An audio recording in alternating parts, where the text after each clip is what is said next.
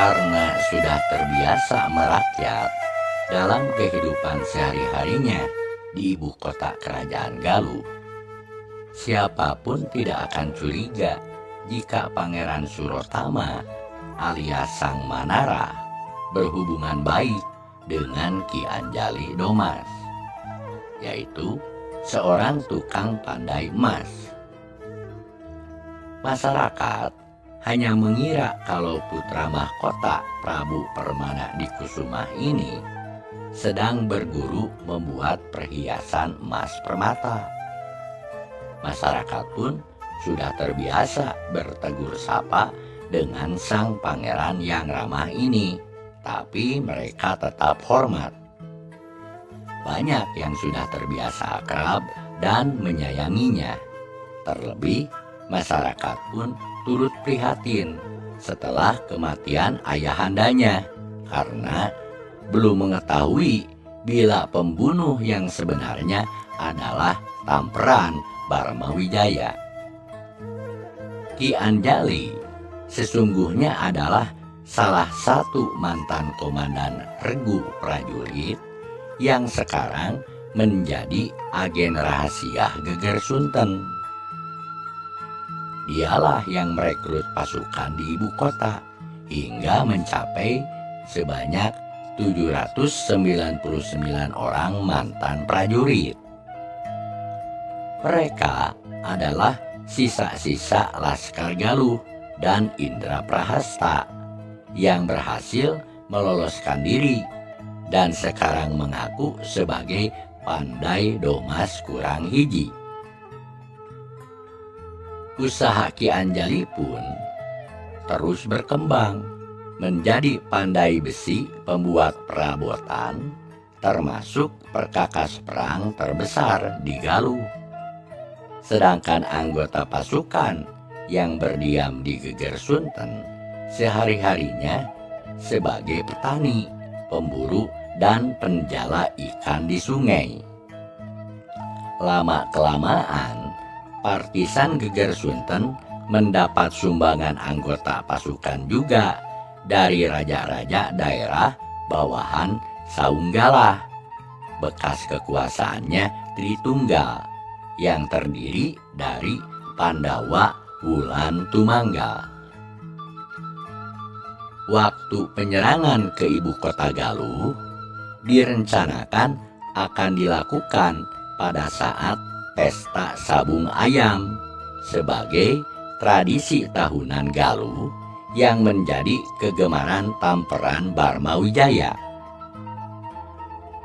Dengan demikian, Aki Balangan Terang pun harus mempersiapkan ayam-ayam jago yang layak dilagakan di Panyawungan, yaitu gelanggang sabung ayam. Akhirnya, sehari sebelum pesta sabung ayam itu diselenggarakan, rombongan Aki Balangan Terang dari Geger Sunten berdatangan ke ibu kota tanpa senjata, karena persenjataan telah dipersiapkan oleh timnya Ki Anjali. Keesokan paginya, Sang Manara menyamar menjadi Jejaka Ciung Manara sebagai penyabung ayam jago bersama beberapa pengawalnya. Sedangkan komplotan Aki Balangan Terang sudah berbaur dengan masyarakat penonton sebagai bobotoh dan pemasang taruhan untuk melawan pihak keraton. Betapa riuh ramai pesta tradisi tahunan ini.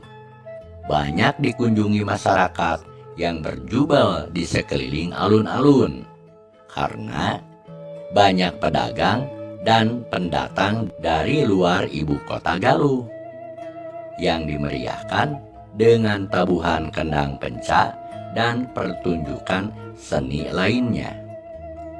Akhirnya, tampaklah Haryang Banga bersama para pemuka Galuh dikawal pasukan Bayangkara memasuki area Panyawungan. Biasanya, Tamperan Barmawijaya dan Permaisuri Dewi Pangerenyep akan tiba di Panyawungan bila telah ada ayam pemenang yang akan ditandingkan dengan ayam jagonya raja yang selama ini belum terkalahkan. Sementara itu, pasukan gabungan kerajaan bawahan Saunggalah pun telah memasuki wilayah ibu kota. Dan secara diam-diam mereka berjaga di sekitar keraton Galuh yang tampak telah sepi dan lengang dari penjagaan. Yang terdengar hanya sorak-sorai serta hiruk-pikuk kegembiraan dari Panyawungan yang letaknya memang tidak begitu jauh dari keraton. Sedangkan sang Tamperan dan permaisurinya masih berada di dalam keraton menunggu kabar dari Panyawungan. Setelah para tukang pandai emas pimpinan Ki Anjali membagikan perkakas pedang atau golok panjang, dengan gerak cepat pasukan Aki Balangantrang datang langsung melumpuhkan semua penjaga keraton. Akhirnya Tamperan Barmawijaya dan Dewi Pangerenyep pun tak berkutik ditawan oleh pasukan Aki Balangantrang di dalam keratonnya. Melihat Aki Balangantrang telah kembali dengan pengawalnya dari arah keraton, dengan sigap pula Sang Manara memimpin pasukannya menyergap para pembesar Galuh dan Haryang Banga dengan pasukan pengawalnya yang sedang terlena dalam kegembiraan sabung ayam. Akhirnya para pembesar Galuh dan Haryang Banga pun tak berkutik ditawan pasukan Sang Manara. Sementara kedatangan pasukan Bayangkara yang lainnya ke arah area Panyawungan telah dapat dilumpuhkan oleh pasukan Ki Anjali yang berloncatan dari arah penonton sabung ayam. Lagi pula, sisa pasukan Galuh yang datang membantu pun kebingungan sejak awal karena sulit membedakan antara kelompok penyergap dengan rakyat yang menonton sabung ayam. Hanya dalam tempo kurang dari setengah hari, Pangeran Surotama atau Sang Manara dan pasukan partisan Geger Sunten, pimpinan Aki Balangantrang, telah dapat menguasai keraton Galuh. Tentara kerajaan Galuh yang lainnya tak berkutik ketika dihadang pasukan Tritunggal yang menjaga di seputar halaman keraton di Karang Kamulyan itu. Bahkan tidak berani berhadapan dengan Sang Manara karena mengetahui dia adalah ahli waris yang sah.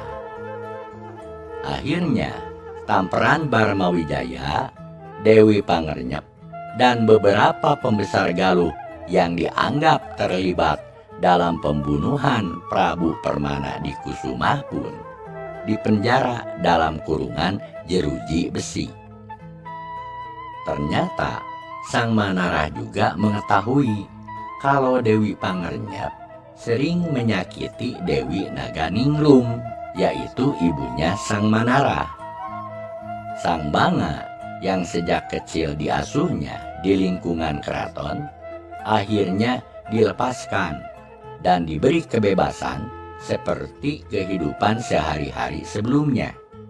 Karena pada masa ayahnya membunuh ayah Sang Manara, Sang Banga baru berusia 8 tahun.